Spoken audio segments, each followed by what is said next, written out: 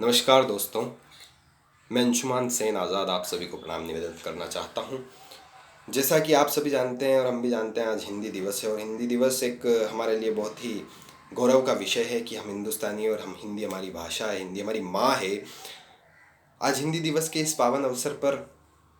हिंदी भाषा के सबसे नन्ही कलम ने, सबसे नालायक कवि ने, यूँ कह दूँ नालायक कर दूँ कोई अतिशयोक्ति नहीं होगी, क्योंकि मुझे अभी साहित्य का ज्ञान नहीं और कविता की समझ नहीं है, परंतु फिर भी हिंदी दिवस के इस पावन अवसर पर एक छंद लिखा है मैंने और छंद में छोटा सा साहित्य का प्रयोग किया है। छंद की विशेषता यह है कि छंद की पहली पंक्ति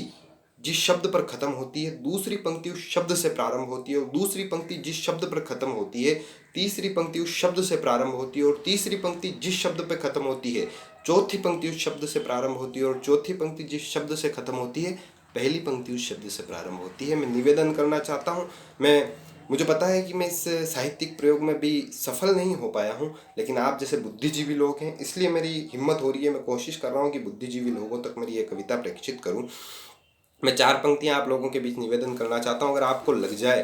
कि अंशुमान आज़ाद ने कविता भी कह दी है, साहित्य भी कह दिया है और संदेश भी पहुंचा दिया है, तो आप लोगों का विशेष आशीर्वाद, अन्यथा रहने दीजिएगा। मैं निवेदन करना चाहता हूँ, सुनिएगा कि विश्व गुरु थे हम, विश्व गुरु वाला परिधान तो दिखाइए, कि विश्व गुरु थे हम, विश्व गुरु वाला परिधान तो दिखाइए, और परिधान विश्व गुरु वाला कर धारण अपनी देशभक्ति तो दिखाइए। तो देशभक्ति के तराने में झूमकर, देशभक्ति के तराने में झूमकर मात भारती का भाल तो बढ़ाइए, और भाल मात भारती का गर्व से हो ऊंचा, और भाल मात भारती का गर्व से ऊंचा हो, और भारत की वीरता विश्व में दिखाइए, भारत की वीरता। धन्यवाद।